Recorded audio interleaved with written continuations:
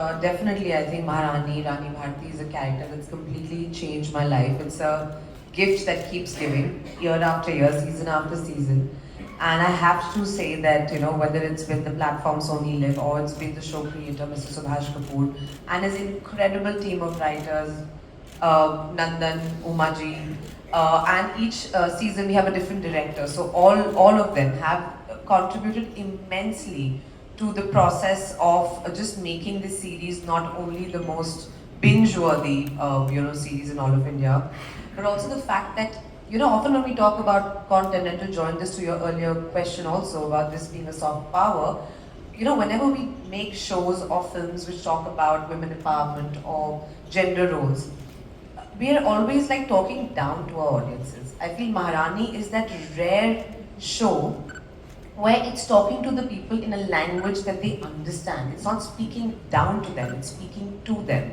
And I think that's a very, very interesting differentiation. I still remember there was this one season that we were shooting, which is the first time I go,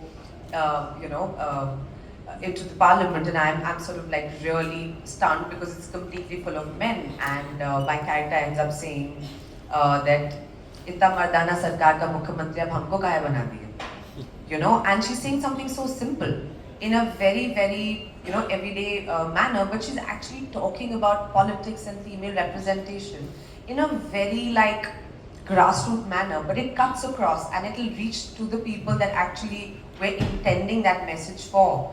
And I feel that's the power of a show and good writing. So I'm incredibly blessed to be working with, fantastic creators, fantastic directors who are thinking of such beautiful, rooted, authentic female characters, which don't just pay lip service to the fact that here we need to have, a female forward-led narrative, but are actually investing in it. And they don't judge the character based on gender, and I think that's a very, very key differentiation. And whether it's been Delhi Crime, where perhaps I'm playing like I call it the worst character I've ever played because it's so dark and it's so deliciously evil.